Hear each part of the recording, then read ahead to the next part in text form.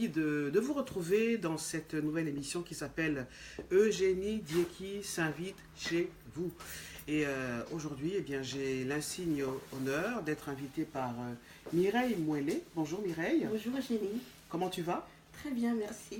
Alors, pour ceux qui ne la connaîtraient pas, hein, vous qui nous regardez en Côte d'Ivoire, au Cameroun, à Haïti, on en parlera d'ailleurs, partout dans le monde, au Gabon, à Paris, puisque nous sommes à Paris, eh bien, Mireille Mouelé a été candidate à la candidature pour la présidence du parti Les Républicains. Donc, vous qui suivez l'actualité française, c'est le parti de droite. Hein, c'est ça. Voilà. Donc, tu n'as pas pu, en fait, obtenir le nombre requis de parrainage pour que ta candidature soit validée. Donc, tu nous en parleras un petit peu. Oui. Mais tu es là surtout pour nous parler de francophonie, Oui. de binationalité, puisque tu as fondé le Conseil international représentatif des binationaux francophones et francophiles, s'il vous plaît. Oui, merci. Voilà. Tu tiens à que ce soit Oui, précisé. oui. Est-ce qu'il y a une différence pour toi entre francophone et francophile? Oui, parce que francophonie, ce sont les pays dont le français est la langue institutionnelle, donc c'est la langue de partage. Et la francophilie, ce sont les pays qui ne sont pas francophones en langue de partage, mais qui parlent la langue. Et je vais citer en exemple, l'Algérie était francophone, et puisqu'elle s'est retirée de la francophonie, elle est maintenant francophile. Et les Chinois ne sont pas francophones, mais la génération qui vit ici en Europe est francophile. Voilà. Donc, le cadre est planté. Sur Robota News, en fait, on aime souvent inviter des personnes inspirantes, des leaders, des personnes qui sont en avant, qui impulsent un changement. Alors, vous ne savez pas ce qui se passe de l'autre côté de la caméra, mais bon, on vous en dira davantage. Tu as dit les nègres. Oui.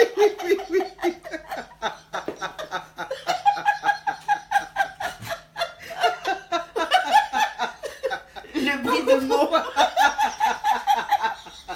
Bon, excusez-nous, mais bon, est-ce que... Non, on ne va pas le dire. Non. C'est pas... Bon, c'est pas le striptease que nous fait Fabien, mais c'est un peu ça. Hein? C'est un peu ça. Bon, on revient à l'interview. Faut laisser. C'est entre nous, faut laisser. C'est entre nous. Bon, donc Mireille Mouelé, nous sommes là pendant 1 heure pour partager à bâton rompu avec toi ton expérience de femme leader. Je pense que l'engagement pour toi, c'est quelque chose qui est viscéral dans ta vie en fait. Oui. Alors explique-nous. Que vous dire, l'engagement c'est être actif, c'est être représentatif, c'est être visible, c'est s'engager, c'est pouvoir dessiner son futur et choisir son devenir, c'est être quelqu'un, et puis ce n'est pas attendre que quelqu'un vienne vous tendre la main. Voilà, c'est ça. Tout à fait. Raconte-nous un peu ton existence de femme. Disons, on a même du mal à trouver les mots. Est-ce que tu es une femme africaine, camerounaise, est-ce que tu es française, est-ce que tu es bi?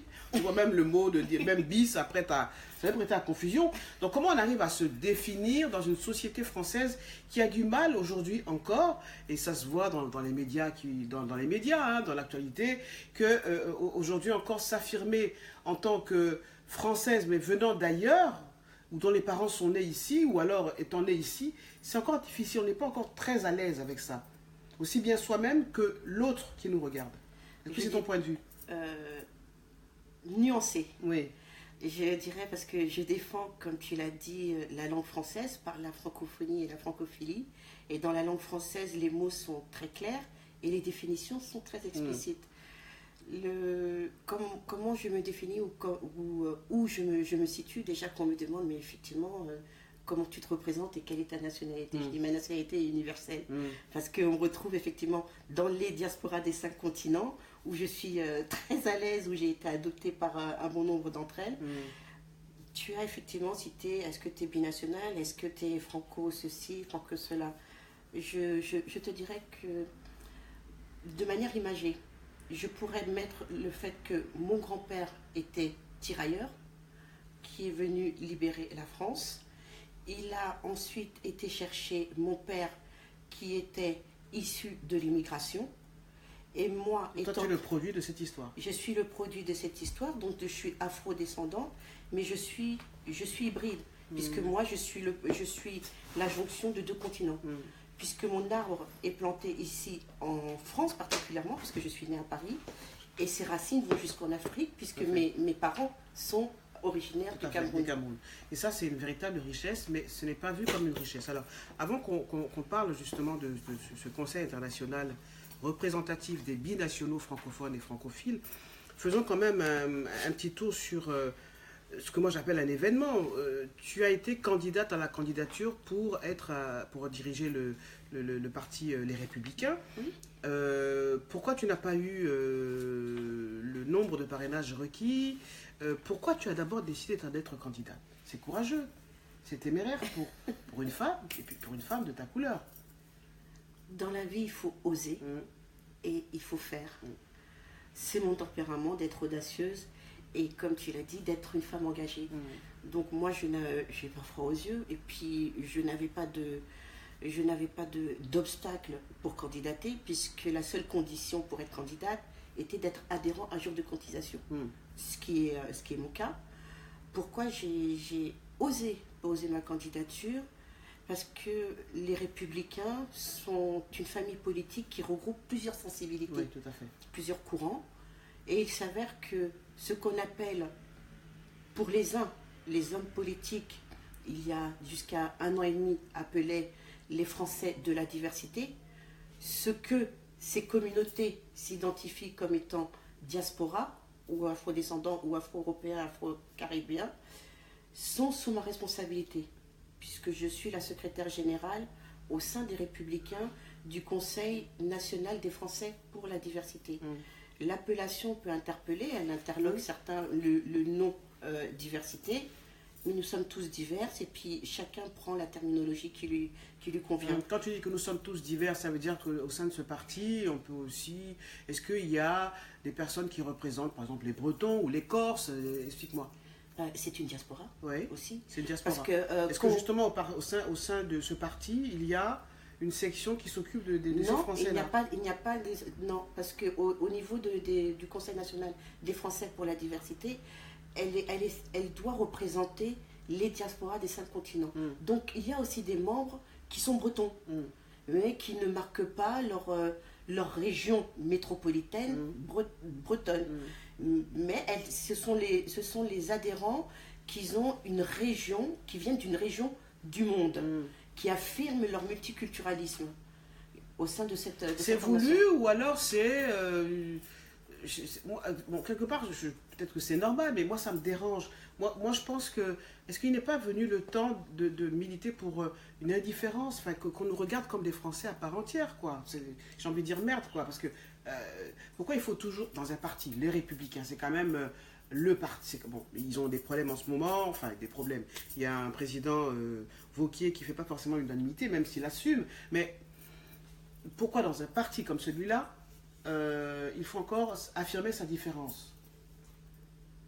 Parce que moi, je ne parle pas de l'origine. Moi, je parle on peut avoir des sensibilités différentes. Oui. Et pourquoi il faut assumer sa différence en fonction de là où on vient?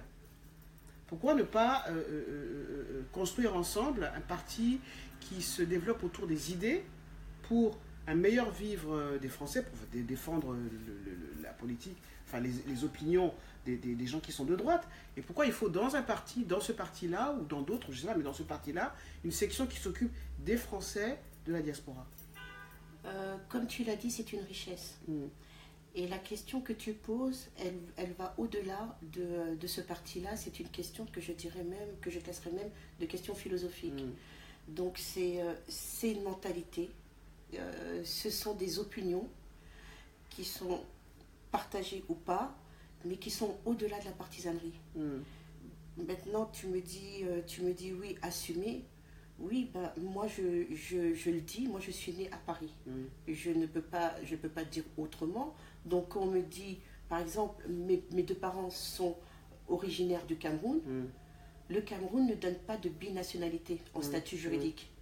Alors, quand on me classe en tant que franco-camerounaise, je ne suis pas camerounaise sur un statut juridique, mais je suis par filiation et moi, je j'estime sur un statut culturel.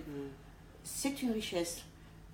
La France estime qu'effectivement, elle dit toujours qu'elle a beaucoup de richesses. Le président Macron, qui était en Chine il y a 3 jours, a effectivement réaffirmé ce multilinguisme, ces richesses de la France.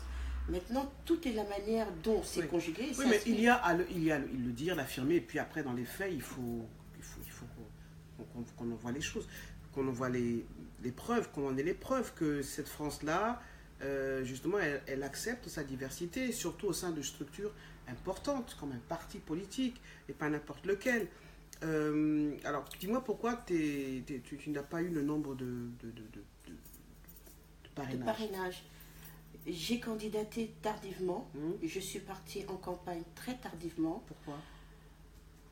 Parce qu'au début, je n'avais pas l'idée. L'idée ne m'était pas venue d'être candidate. Et qu'est-ce qui t'a poussé justement à être candidate? C'est parce que c'est les conversations que j'ai eues avec les uns et les autres. Ouais. Et au sein du parti au sein du parti. Et une personne a été déterminante. Elle m'a dit, pose ta candidature. Elle m'a juste dit cela, mais elle m'a dit ça d'un ton. J'ai dit, d'accord. Et immédiatement, j'ai adressé, dans la foulée, dans la demi-heure, j'ai rassemblé les documents qu'il fallait et j'ai adressé ma candidature. Parce qu'il me dit, parce que tu es une des responsables qui représente ces communautés françaises, avec ces richesses, ces grandes richesses françaises, et parce que vous êtes toujours aussi en train de dire que ça n'est pas, il n'y a pas et ceci, donc va poser la candidature. J'ai posé la candidature, pas en me disant que je suis convaincue de gagner et de passer le cap des parrainages, mais au moins de montrer cette visibilité, parce que tu dis pourquoi il faut assumer, il faut marquer. Il y a des milliers et des milliers et des milliers d'élus, de responsables politiques et d'adhérents qui assument, qui sont français, franco-français d'ailleurs, qui sont franco-français et qui sont dans ce parti. Mais on dit que ce parti est aujourd'hui droitisant. Moi, je ne me mets pas dans cette catégorie et ces personnes-là non plus. Donc c'était pour dire que nous sommes présents.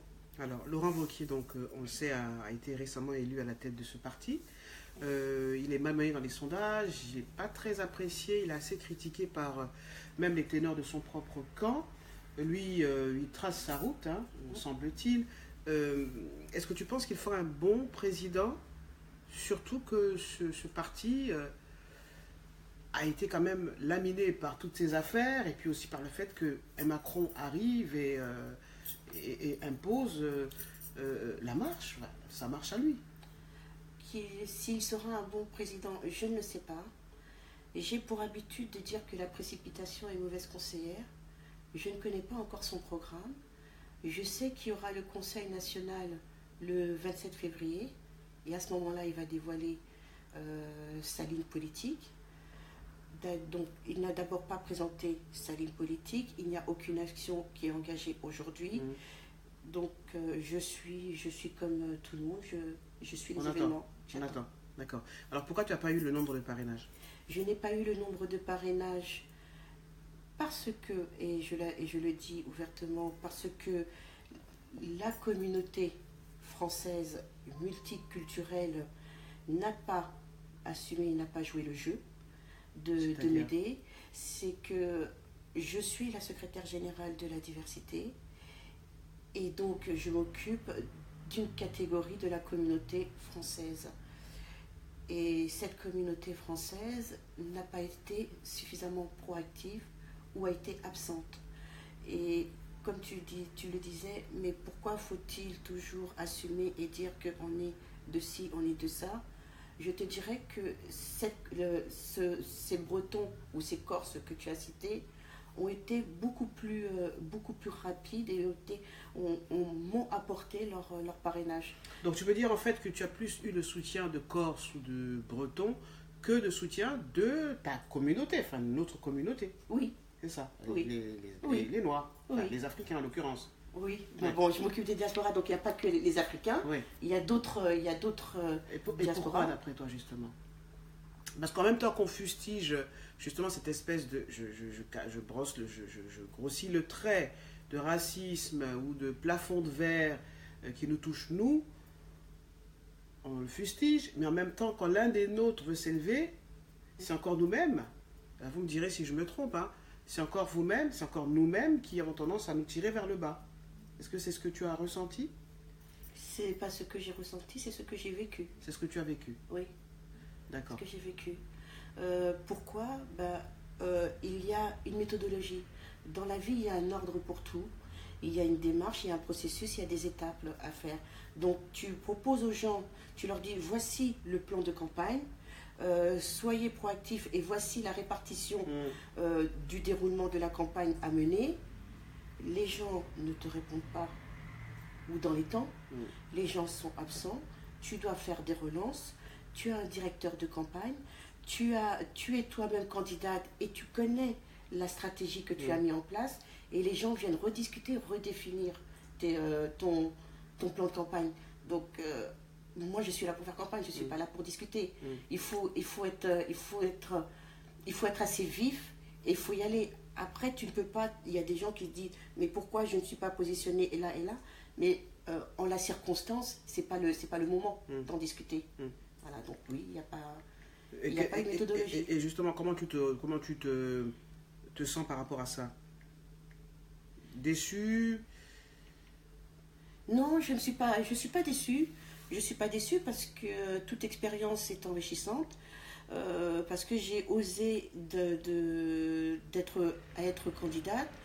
Parce que je me dis aussi, j'utilise très souvent une expression qui est les échecs forment les succès.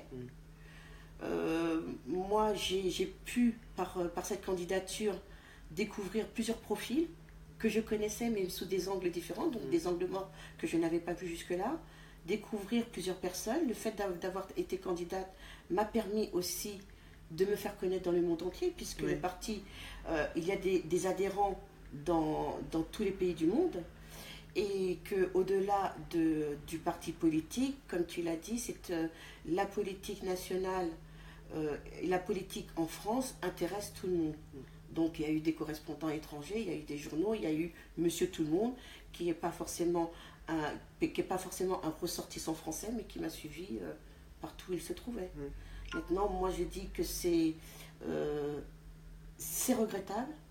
C'est regrettable pour la communauté africaine, parce que moi je considère que déjà j'ai gagné ma campagne.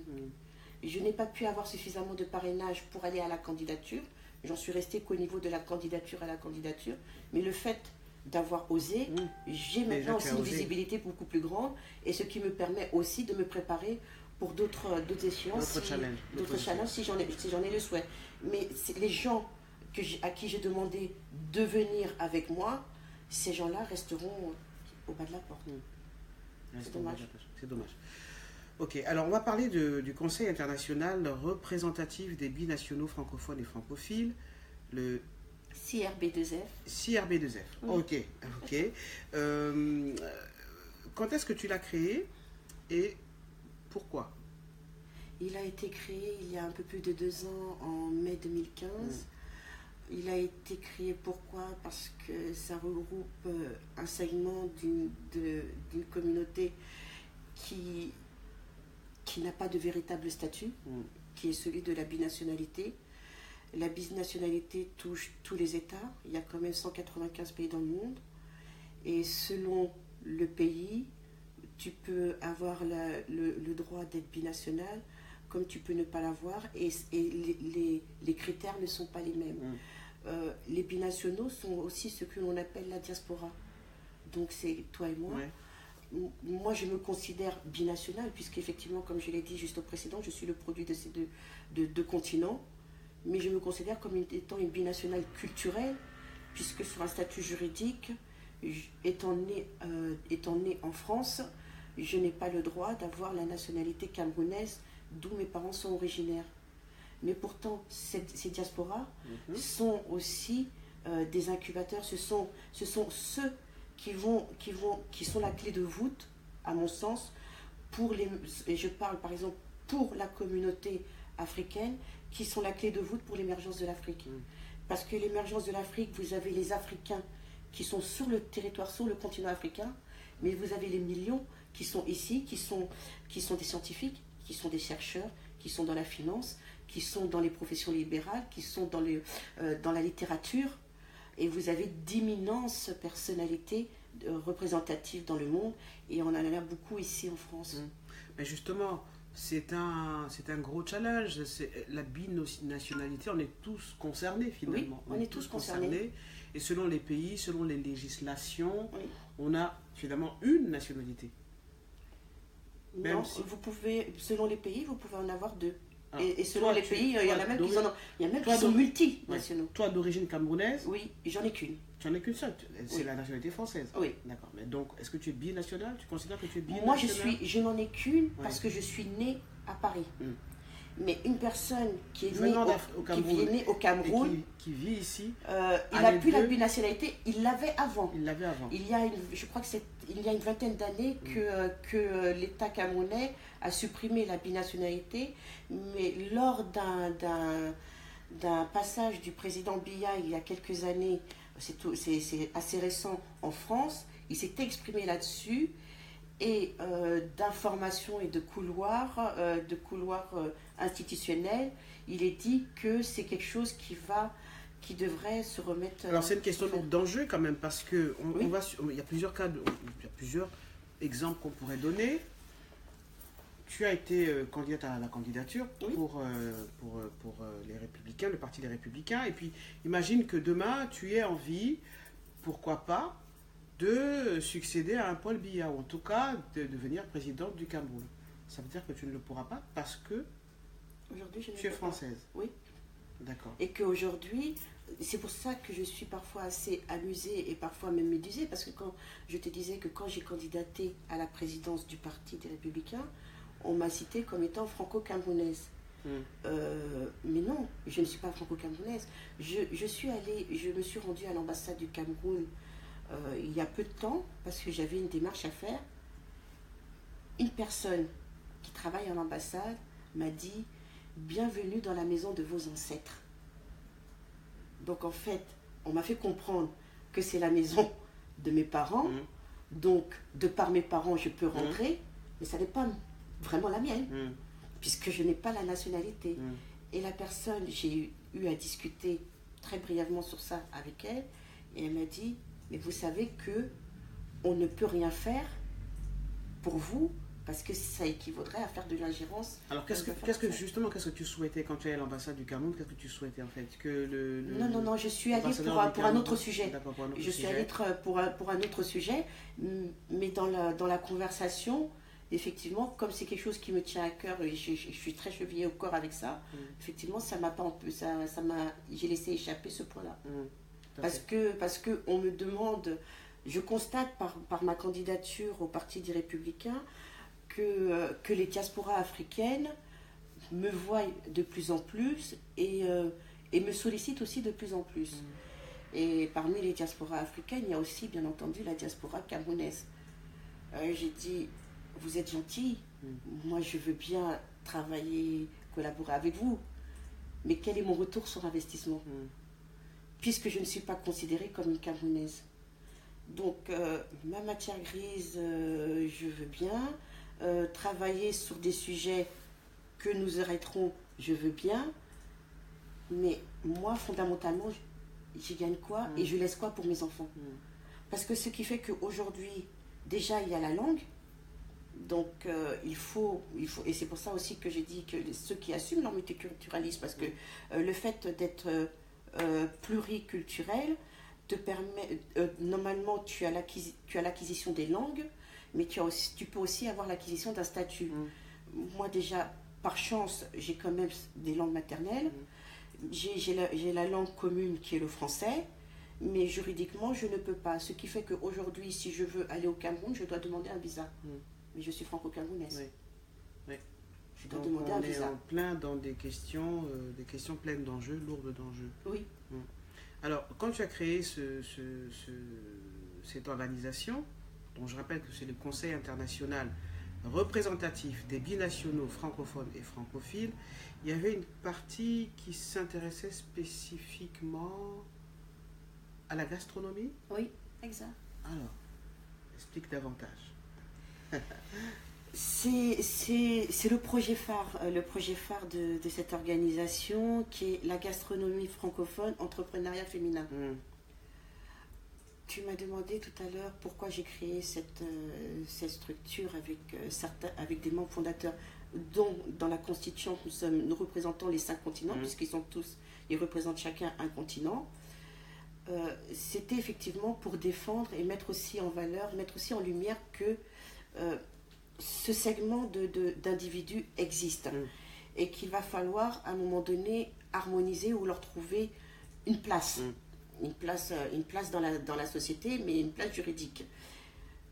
Et puisque notre vecteur est la francophonie, nous avons discuté, mais la francophonie, c'est 80 États membres, dont 23 sont issus de l'Afrique francophone. C'est beaucoup. C'est beaucoup. Je pense même que c'est l'Afrique qui porte vraiment la francophonie. C'est l'Afrique qui porte la francophonie et je l'affirmerai à juste titre parce qu'il y a 2 jours, j'ai assisté à la plénière au Conseil économique et social et environnemental sur le rapport qui a été remis à son Excellence Jean-Baptiste Lemoyne, qui est le secrétaire d'État aux affaires européennes et aux affaires étrangères et qui a en charge la francophonie et l'Afrique. Et le thème du rapport, c'est le rôle de la France pour la francophonie dynamique. Pour résumer, je dirais que Marie-Béatrice Levaux, qui est la conseillère au CESE en charge de la francophonie, a dit ceci: la France a besoin de la francophonie. Et comme tu l'as dit, le plus grand contributeur au niveau richesse et démographie de la francophonie, c'est l'Afrique. Et nous sommes en plein sur l'émergence de l'Afrique. Et nous sommes aussi, aujourd'hui, par un phénomène, ce que je dirais comme le changement des plaques tectoniques, nous sommes sur un phénomène de nouvel ordre mondial. Tout à fait. Un nouvel ordre mondial dans lequel l'Afrique s'inscrit quand même, et où l'Afrique dit oui, nous allons continuer à être francophones, ça c'est sons de cloche que j'entends moi depuis très longtemps, mais nous souhaitons aussi affirmer notre propre identité. Je suis souvent invité à des événements organisés par des institutionnels, des personnalités politiques, des ambassadeurs, et j'entends souvent et de plus en plus des personnalités qui représentent des pays africains, le Gabon, le Cameroun, etc., justement qui disent nous sommes francophiles, certes, mais nous entendons développer aussi le fait que nous sommes des Bantous. Voilà, nous revendiquons aussi le fait que maintenant nous allons aussi mettre en avant nos langues endogènes, en fait, nos propres langues. Oui, ce qu'il y a, c'est que vous avez des langues maternelles qui sont parlées, des langues locales, mais aujourd'hui, pour que l'émergence de l'Afrique arrive à des niveaux internationaux et industriels économiques, il faut que la langue soit une langue marchande. Donc aujourd'hui, je ne connais pas de langue locale, de langue maternelle, qui puisse être une langue marchande. Une langue africaine. Parce que, et je veux encore prendre l'exemple du Cameroun, non pas parce que mes parents sont originaires de là-bas, mais parce que c'est quand même un pays qui est très, très marquant, où il a tout, il concentre en lui-même tous les catégories. L'Afrique en miniature. C'est plus de 200 dialectes. Donc, il n'est pas dit que la personne qui est à l'ouest, avec sa langue maternelle, puisse comprendre celle qui est à l'est ou qui est au sud. Alors, comment elle va se faire comprendre avec l'autre qui est dans un pays limitrophe, au Ghana, au Sénégal ou n'importe où ailleurs en Afrique? L'Afrique, c'est un continent, 54 pays. Alors, tu disais, à l'issue de cette rencontre au CESE, c'est que la France a besoin de la francophonie. La francophonie. Oui, la francophonie. Et puisque la francophonie est portée en partie par des États africains, tu as dit 23 23. 23. Est-ce que justement, la France en a conscience en fait? Est-ce qu'elle a conscience vraiment de cela? Et qu'elle doit puiser justement dans ce pays, et dans ce pays justement, des personnes qui portent cette francophonie? La France en a très clairement conscience, et la France s'est mise au travail pour ça. La francophonie, ce qu'il y a, c'est que c'est ce qui est pour moi un peu une aberration, c'est que la francophonie est constitutionnelle. C'est inscrit dans la Constitution française. Sauf que la francophonie est plus connue à l'extérieur de la France qu'en métropole. Et le continent la francophonie, c'est 5 continents, mais le continent qui défend beaucoup plus la francophonie, c'est l'Afrique. Donc ça, c'est des choses qu'il faut corriger, qu'il faut améliorer. La francophonie, dans sa genèse, elle a été très culturelle. Et aujourd'hui, ils sont en train de parler de francophonie économique, mais il y a aussi une francophonie d'entreprise. Parce que vous avez des entrepreneurs, des chefs d'entreprise, parce que, par exemple, si on parle que de l'Afrique sans l'aspect francophone, l'Afrique a fait voter, la CEMAC a voté la libre circulation des biens et des personnes. Et aujourd'hui, la France et les différentes organisations, l'OIF aussi, sont en train de dire qu'il faille aussi faire sur l'espace francophone cette libre circulation des biens et des personnes, faciliter les visas dans l'espace francophone, et aussi permettre aussi aux étudiants ou aux chercheurs étrangers francophones de pouvoir exercer dans telle et telle circonstance. Alors, au-delà de la profession de foi de nos politiques, est-ce que concrètement sur le terrain, on sent ce dynamisme, cette impulsion? Est-ce qu'on la voit vraiment éclore? Est-ce qu'elle est présente justement? Est-ce que cette libre circulation des biens et des personnes, elle se fait vraiment? Non. Et pourquoi? Non, parce que les dispositifs n'ont pas encore été mis en place, parce que les gens ne se sont pas appropriés ça correctement, et parce qu'il y a beaucoup d'associations ou d'organisations qui œuvrent principalement pour la francophonie, mais il y a aussi une mutualisation des synergies à avoir, et il faut qu'il y ait un socle commun. Voilà, il faut avoir une colonne vertébrale. Donc, parce que si vous n'avez pas de colonne vertébrale, ben, chacun part dans son sens. Alors, on va parler un peu d'actualité internationale. Le président américain a qualifié Haïti, le Salvador et quelques pays africains de pays de merde lors d'une réunion sur l'immigration à la Maison Blanche. Comment tu te sens par rapport à ça? Est-ce que tu estimes qu'il insulte l'Afrique quand il le dit? Écoute, moi je ne me repose pas sur des mots et sur les humeurs des gens. Donc, pour un Trump, c'est pas des humeurs, oui. On va dire que c'est son ADN en fait. Oui. C'est dans son ADN en fait. Donc c'est son ADN, c'est pas le mien. Donc moi j'ai qu'à composer avec un ADN différent. Maintenant, s'il estime que s'il a qualifié ces pays comme étant comme il les a nommés, très bien. Mais ce sont des pays pour lesquels il a ses ressortissants qui sont sur son territoire et qui œuvrent énormément dans l'économie américaine. Et puis comme le pays est mondialisé, il y a des échanges partout, à tout point de vue. Je ne sais pas ce que ça va donner en relations commerciales et puis économiques. Par rapport au président français Emmanuel Macron, est-ce que tu penses que cette francophonie, cette francophonie portée par l'Afrique, il en a conscience? Il le martèle assez régulièrement en ce moment. Et lors de son voyage en Asie, il a cité sur son compte Twitter l'Afrique, la France, la Chine. Symboliquement, l'ordre est très important. Il a d'abord cité le continent africain, qui est celui qui est émergent, le continent africain qu'on a cité comme le plus jeune. Oui, continent émergent certes, mais quand même le continent où on va puiser les ressources, on prend les ressources, mais on ne veut surtout pas que les humains issus de ce continent-là viennent. Quand tu parlais de circulation circulation des biens et des personnes, on ne dit surtout pas que les hommes issus de ce continent arrivent. Je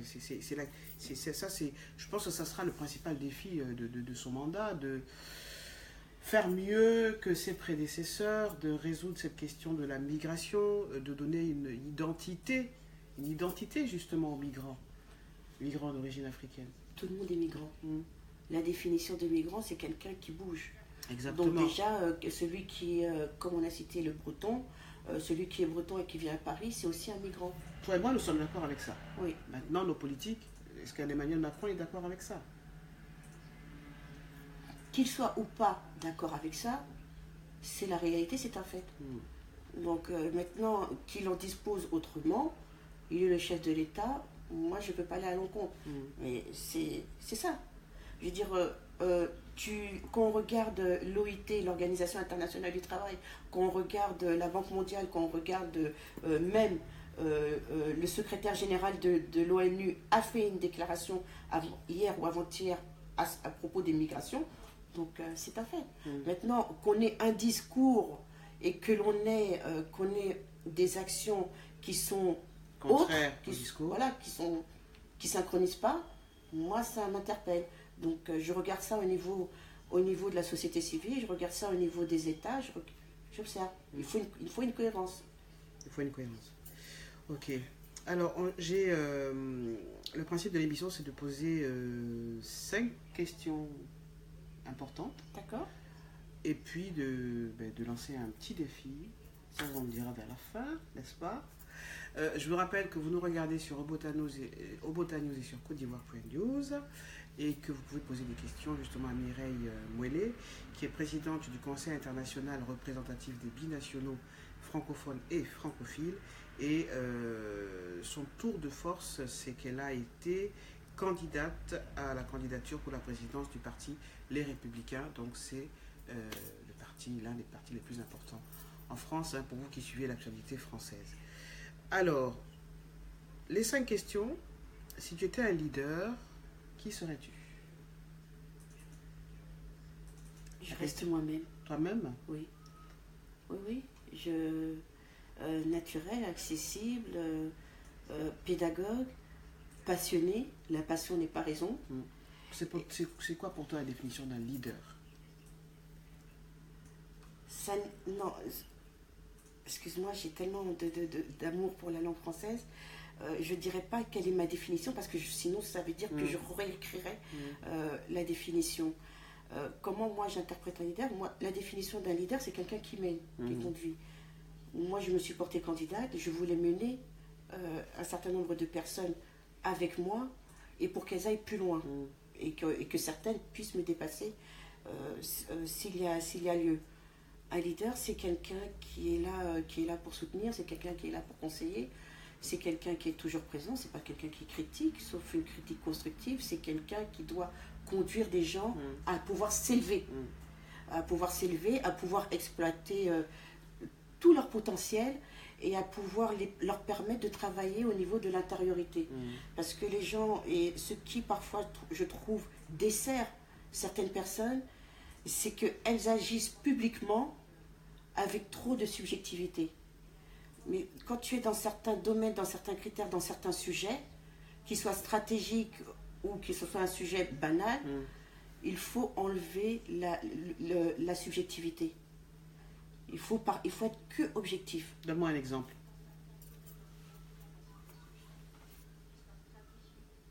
La laïcité.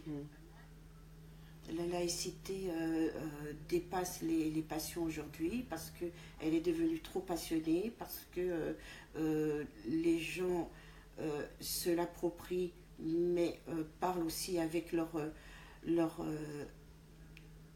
sentiment cultuel, alors que le culte est quelque chose de personnel et d'intime. Donc voilà. Donc tu assumes le fait justement que cette France qui affirme sa laïcité. La France a décidé d'être laïque et c'est pour ça qu'elle a fait le choix de la séparation de l'Église et de l'État. Pour autant, elle tolère le culte. je rappelle que le ministre de l'Intérieur est ministre de l'Intérieur et ministre du culte. C'est aussi la raison pour laquelle il est invité par les organisations cultuelles qui sont représentatives en France, sur le territoire.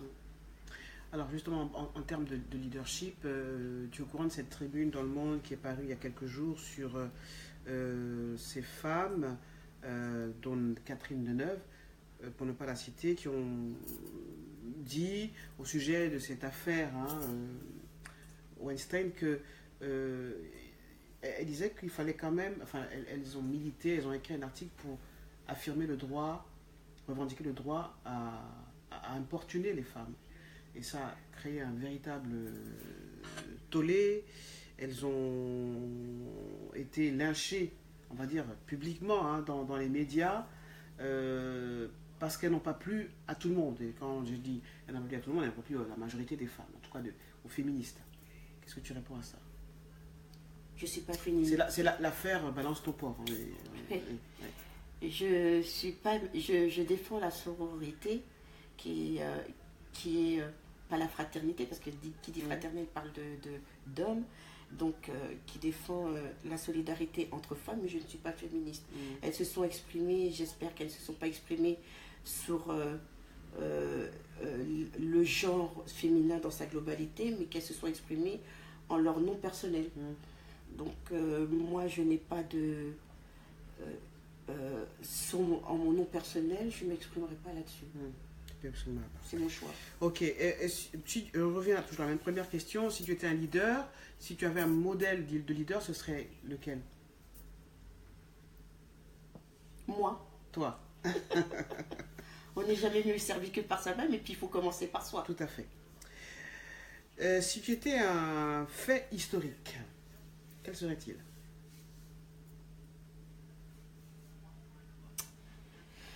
La naissance de mes enfants. Voilà. Ouais. Je n'oublie pas qu'avant d'être ce qui m'a conduit d'être là, je suis là où je suis, mais je suis mère. Oui. Ouais.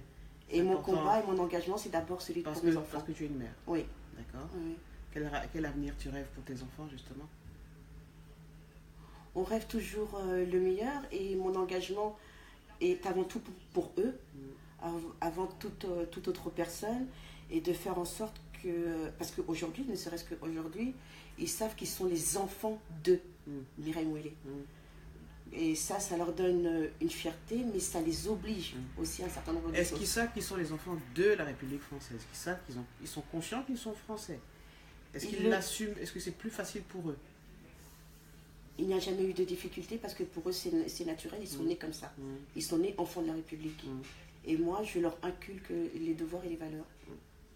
Si tu étais une denrée rare, que serais-tu? Le blé. Pourquoi?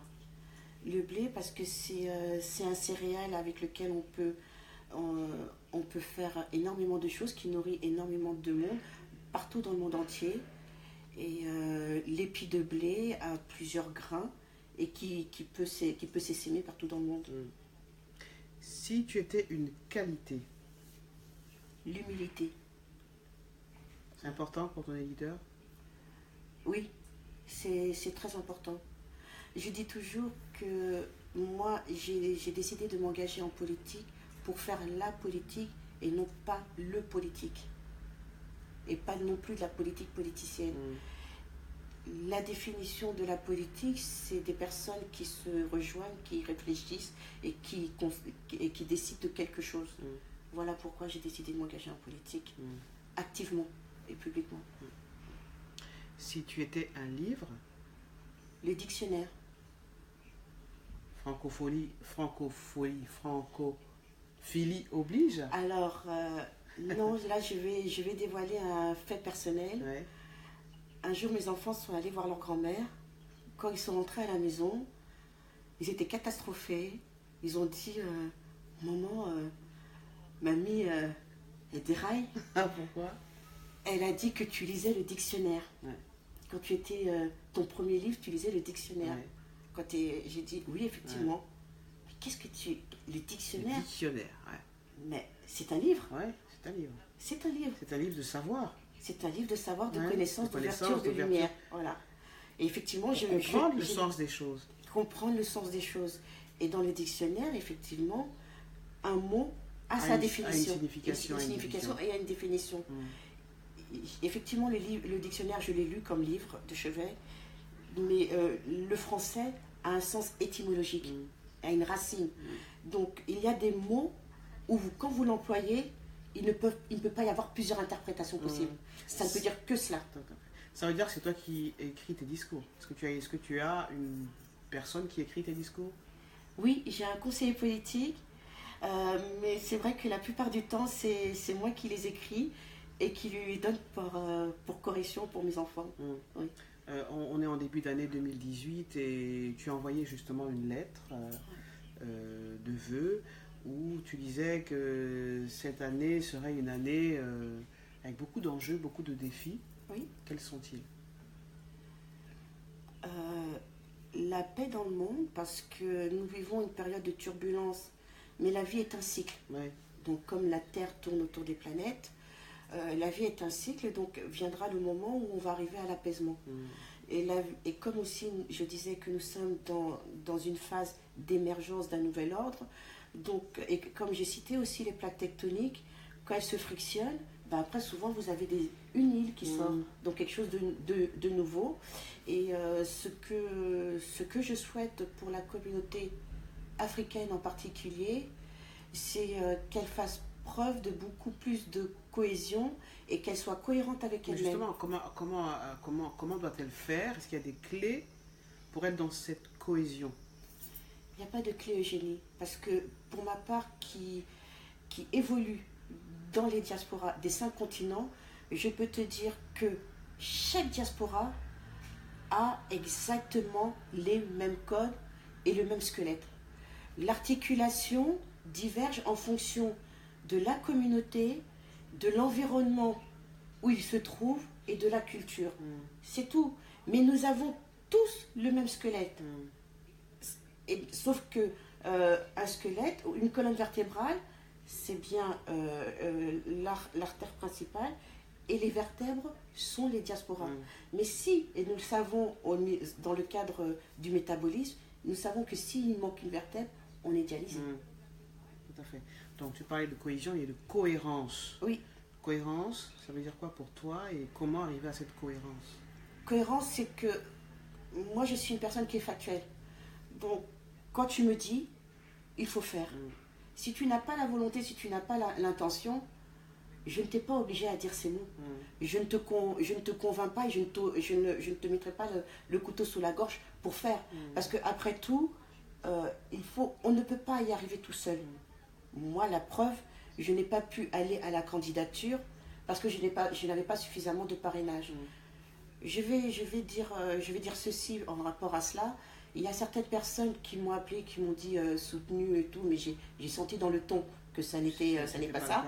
Et il y a certaines personnes qui m'ont vraiment clairement dit qu'elles allaient apporter leur vote à un autre des candidats. J'ai dit, bon, il s'avère que tu te retrouves au Conseil de la diversité que je co-dirige, tu m'appelles constamment, tu m'envoies plusieurs sollicitudes pour permettre ton émergence. Je te dis, associons-nous et travaillons en équipe pour pouvoir avancer. Tu ne me donnes pas, toi, ton quitus pour aller au-delà. Alors, et après, tu vas être de ces personnes qui vont fustiger les résultats, ou qui vont peut-être fustiger le candidat final, ou la situation dans la configuration qu'on va te représenter, parce que tu y seras obligé. Mais quels sont les moyens que tu as faits? Quels sont les choix personnels que tu as faits toi-même?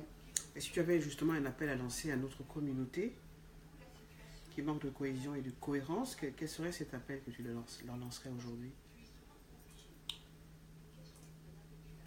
Je leur dis souvent qu'il ne faut pas regarder ses pieds.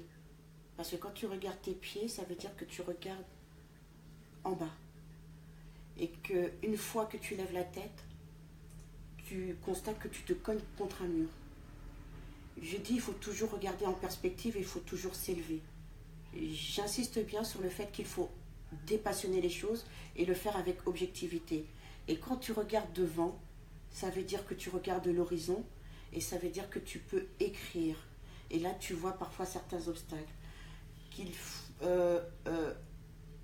Ce sont la diaspora, les diasporas africaines a énormément souffert. D'autres diasporas aussi ont souffert, et selon le degré, parce que souvent on dit qu'il fait 10 degrés, mais on a l'impression dans le ressenti qu'il fasse 20 degrés, moins 20 degrés et plus. On ne peut pas vivre toujours avec des a priori, avec des frustrations, avec les choses que nos aînés ont vécues.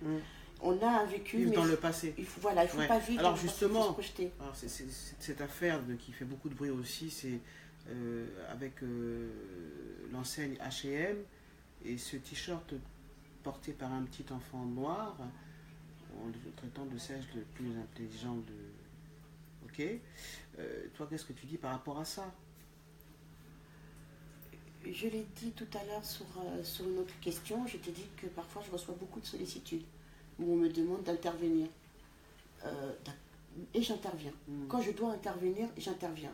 Mais il y a une manière d'intervenir et il y a un moment d'intervenir. Et il y a des mots qu'il faut employer. J'ai regardé cette publicité. J'ai réagi dans mon... Est-ce que tu as heurté? Non. Ouais. Moi, elle ne m'a pas heurté parce que je dépassionne les choses. Il n'y avait pas de sentiment là-dedans. Ça a été une vraie tuerie sur Internet. Oui, j'ai suivi. On a même critiqué la mère qui, si elle a fait ça, c'est pour de l'argent. Enfin, on est allé très, très, très, très, très loin. Par rapport à ce déferlement de propos, qu'est-ce que toi tu réponds? Je dis cette hypothèse. Et si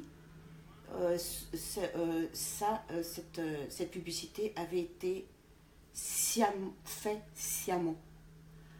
Ça n'est pas la première. Il y a récemment eu une autre publicité qui a aussi fait polémique. Je ne pourrais plus te la citer. Et juste après le buzz que ça a fait, la société, l'entreprise, a présenté ses excuses. Ce qu'a fait aussi H&M. Oui. Mais si on réfléchit différemment, en stratégie commerciale et marketing, et qu'on se dit que, puisqu'on connaît comment ils vont réagir, on lance ça. Et on détourne leur attention. Et que l'objectif visé a été atteint, puisque le buzz a été fait, et que finalement, donc, on va encore plus parler de la marque, que certains vont aller acheter encore plus le maillot. Ils n'avaient pas prévu de l'acheter. Il y en a. Je pense, parce qu'on a quand même vu un document où encore une fois un membre de notre communauté s'est illustré, a fait du bruit dans un magasin H&M où il y avait encore ces t-shirts de couleur, ces sweatshirts de couleur verte qui ont été retirés. La marque s'est excusée. Donc toi tu penses que c'est fait à dessein pour faire vendre, faire connaître. J'ai dit que c'est une hypothèse. Je ne connais pas la stratégie marketing de cette société, mais tu as vu cette publicité d'un compatriote qui a été retiré ce polo. Mais est-ce que tu as vu un client qui a été en acheté un? Est-ce que tu as vu la vidéo d'un client qui a acheté? Est-ce qu'on t'a dit que les ventes ont baissé? Oui, il y a un sondage qui dit que les ventes ont baissé. Pas par rapport à cette affaire-là, mais les ventes ont baissé. 3 mois avant, on disait que les ventes avaient baissé de la marque. Ça n'avait rien à voir avec. Ça n'avait rien à voir avec cet épisode-là. Moi, je parle de l'épisode-là en question, puisque la polémique est sur cet épisode. Est-ce que depuis cet épisode, la marque ou quelqu'un peut nous affirmer que les ventes de ce H&M ou de ce en tout cas, ce polo a été retiré. Il a été retiré. Oui, il a été retiré. Ouais. Donc tu dis que toi, ce serait une hypothèse que ça a été fait à dessein. C'est plausible. Alors, si on fait ça à dessein, donc, c'est-à-dire qu'on sciemment, on touche une communauté qui est déjà très frileuse, très frileuse, très remontée sur des choses du passé, à dessein, alors qu'il faudrait plutôt faire des choses pour intégrer davantage, nous intégrer davantage, ou l'accepter davantage. En quoi ça vous retire? En quoi ça ne vous intègre pas? Ben, si tu veux t'intégrer, il faut t'intégrer de manière positive. Et pour toi, t'intégrer de manière positive, je vais te donner un autre exemple, Eugénie. Il y a la réédition d'un roman de Céline qui aurait dû être faite et qui touche donc au niveau des sentiments la communauté juive qui aussi a réagi. Tout à fait. Pour leur épisode, ils ont aussi réagi.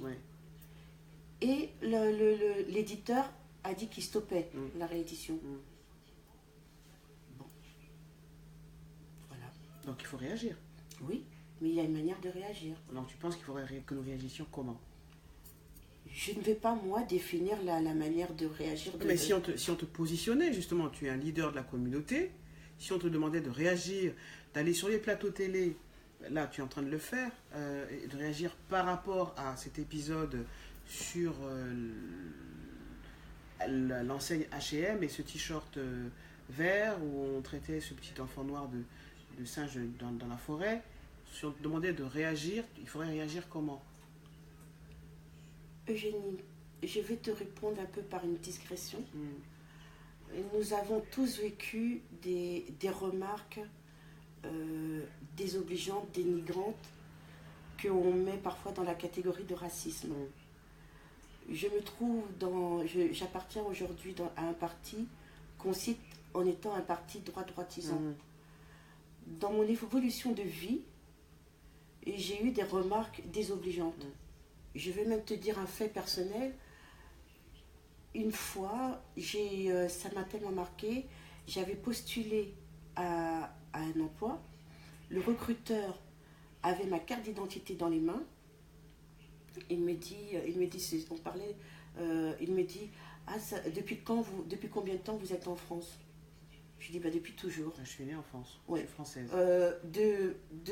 Il me demande, vous avez quelle nationalité? Française. Vous venez d'où? Je suis française. Je lui dis, je suis française. Je lui dis, je viens de Paris. Oui, mais d'où? Je viens de Paris. Et je lui dis, monsieur, vous avez quoi dans les mains? Ma carte d'identité. C'est né où? Paris 10e. Donc, je ne suis pas naturalisée, monsieur. Je suis née ici. Et ça m'a tellement agacée que je dis, je suis peut-être même plus française que vous parce que je suis née dans la capitale et que vous êtes peut-être née dans une bourgade que les GPS ne trouvera pas. Voilà. Et comment il a réagi, ce cher monsieur? Et je l'ai interloqué parce que j'ai bien maîtrisé mon langage. Donc toi, ce que tu es en train de nous dire, c'est qu'il faut, lorsque la communauté est attaquée, il faut savoir comment réagir et trouver le bon moment pour réagir. C'est ça? Oui. Oui. Pareil pour... il y a une discipline de vie dans chaque chose. Pareil pour, par exemple, cette affaire encore plus dramatique, à mon humble avis, sur le documentaire qui est passé sur CNN, qui montrait la triste condition de Noirs esclaves en Libye.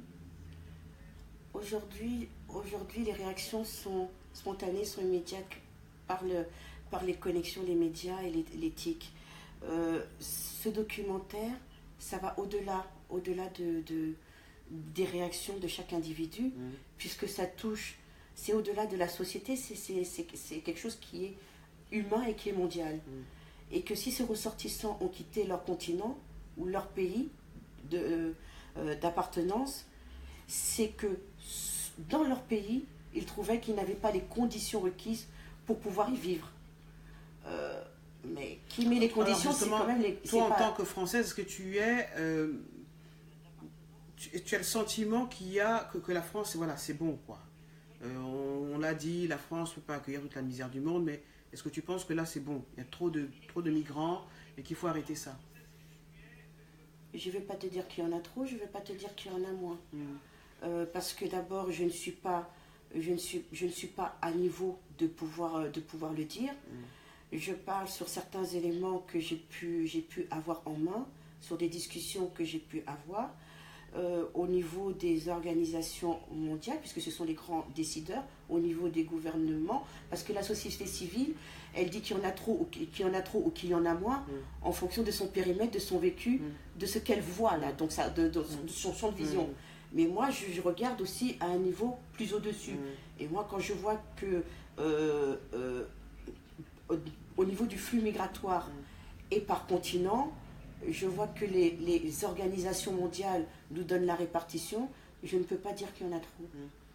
Et je ne peux pas dire qu'il y en a moins, parce qu'en plus, tout dépend du type de migration. Alors, on est presque arrivé au terme de cette émission. Mireille Mouillet, je te remercie d'y avoir participé. C'est pas terminé.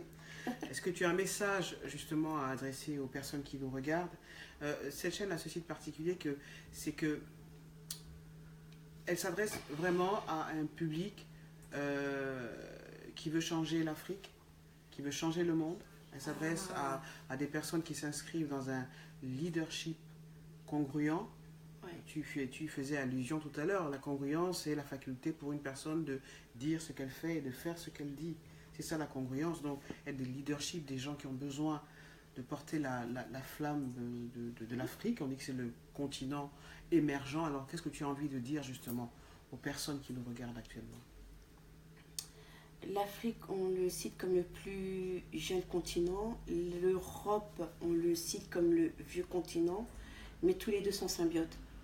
Et donc, on ne peut pas vivre l'un sans l'autre. On ne peut pas se dissocier. Maintenant, c'est que aujourd'hui, où tout se redessine, à vous de dessiner votre avenir et à dessiner le schéma que vous voulez, puisque vous avez beaucoup de systèmes anciens, archaïques, qui sont en train de sauter. Tous les verrous ont sauté aujourd'hui. Tous les verrous. Donc, à vous d'écrire votre système de vie. Et de dire, et que ce soit la vie, que vous viviez la vie selon vous, et non pas que vous la subissiez. Donc quand vous sortiez de chez vous le matin, vous dites, ah, je suis obligée de vivre ceci, cela. Moi, par contre, c'est déjà une philosophie de vie, parce que depuis l'année dernière, je m'étais dit, quoi que je fasse, je ne subirai plus. Donc, que ce soit moi vers... Qu'est-ce que tu as déjà subi? Tu ne subiras plus, c'est-à-dire quoi? Qu'est-ce que tu as déjà subi et que tu ne vas plus subir?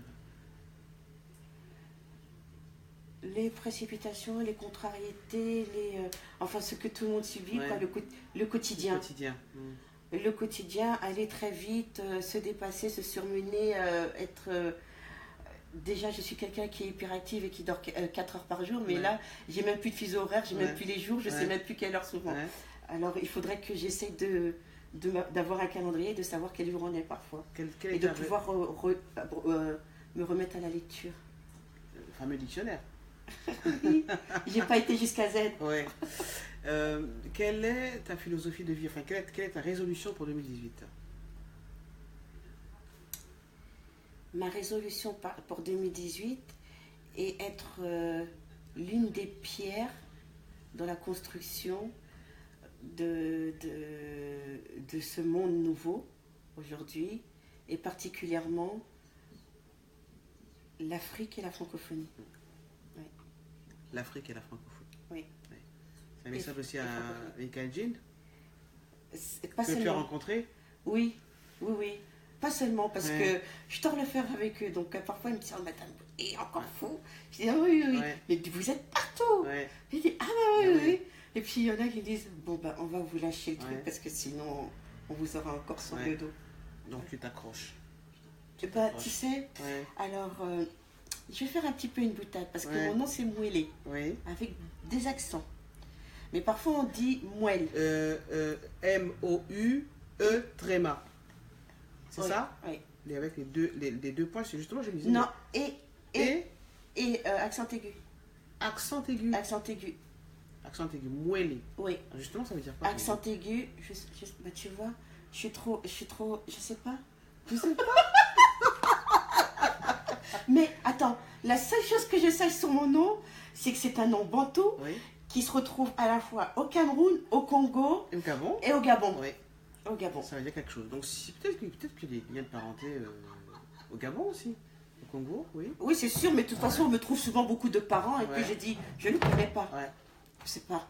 Et puis l'Afrique, tout le monde est parent aussi. Alors. Ouais, tout le monde est parent. Voilà, donc, Alors, les 5 questions, on les a posées. Maintenant, le défi, c'est... Ah oui, ça devient sérieux là. Le défi, c'est de nous fredonner une chanson, de chanter. Ah ah. Je sais pas chanter. Ah, ben, non, mais là, non, tu sais pas chanter. Tout le monde sait chanter. Hein, quand tu te lèves le matin, sous la douche, voilà. Tu chantes, qu'est-ce que tu chantes? Je chante pas. Tu vas chanter, hein. Sinon on n'arrête pas. Il faut mettre dans la boîte. Hein. Il faut mettre dans la boîte. Allez, chante-nous une chanson. Ah ah. Je ne sais pas. Chante. Qu'est-ce que tu chantes? Tu chantes pas de chansons à tes enfants? Si, je leur chantais des comptines. Ben voilà, ben vas-y, tiens. Ah ah. Qu'est-ce que tu chantes à tes enfants? Qu'est-ce que tu chantes à tes enfants? Il y a quoi comme comptine d'abord? Déjà maintenant. Même. Oh là là. Oh, c'est vieux. Hein. Ouais. Oh là là. Une comptine française, tiens, des chansons françaises. Bah, qu'est-ce que tu chantes à ta fille avant qu'elle se couche quand même? Je peux plus lui chanter, ma fille a 23 ans. Ben, fais comme si. Résiste. Résiste, ouais. Ah oui. Ouais. Résiste. Résiste. Non, c'est pas, non, mais c'est vrai en plus, Mireille. Hein. C'est le défi de tous les invités. Vrai. Oui. J'aurais dû regarder au bout de la nuit. J'aurais été un président qui l'aurait chanté. Donc, tu vas pas nous lâcher comme ça. Hein. Bon, encouragez-la. Hein. Oui. Mais il n'y a pas quelqu'un qui peut chanter là? On les entend pas, dis donc. Ah, mais vous n'aviez pas des questions à poser? Bon, je ne sais pas. Mais une comptine. Mais ça ne vient pas là. Ça ne vient comptine. pas. Bon, après. Après? Oui. Non, faut pas écouter Fabien. Là, il y a des comptes à nous rendre là. Il y a des comptes à nous rendre. Il va nous expliquer ce qui s'est passé au départ. La chanson. Non, je ne sais pas.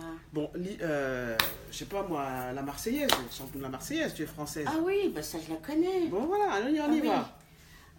Moi, ça leur faut pas que... Oh là là. Ton défi aussi est génie. T'as pas intérêt à te louper là. Hein. Juste le premier.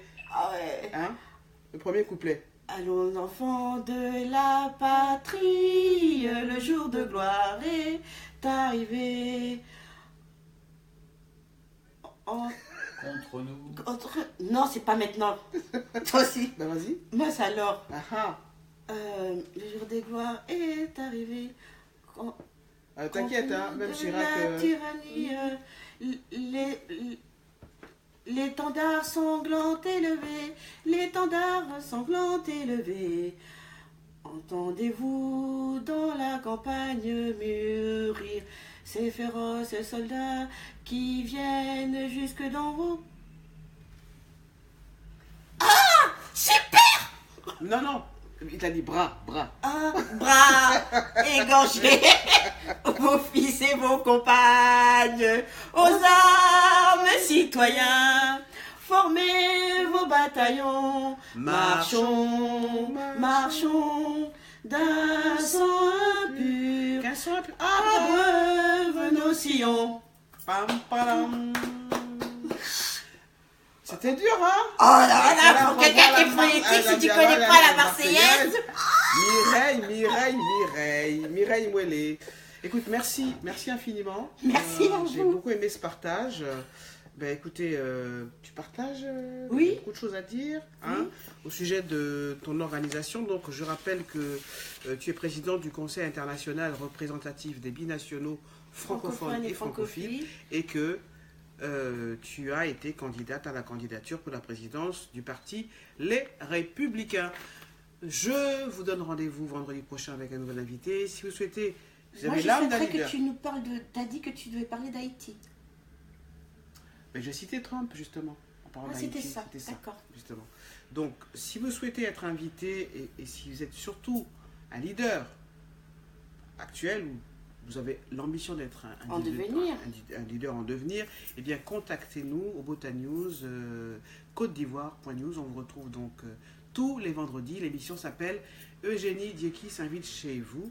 Et mercredi, n'oubliez pas le rendez-vous avec Marienta. Alors l'heure, parfois on vous dit 14h, Parfois c'est 15h et là c'était un peu plus tard, parce que c'est la vie, hein, n'est-ce pas? Oui, c'est ça. On leur dira pas ce qui s'est passé. Hein? Non. Ça on garde entre nous, mais on a des comptes à rendre. C'est en off. Voilà, il a des comptes à nous rendre. Hein, Fabien là qui a, hein, il nous a fait une, je sais pas quoi là, mais on vous expliquera tout, ok? On vous embrasse, je vous embrasse. Merci à tous et à toutes. Passez un très bon week-end, prenez soin de vous, partagez la vidéo et surtout abonnez-vous à Abota News et Côte d'Ivoire.news et aussi ivoirebusiness.net. À bientôt. À bientôt.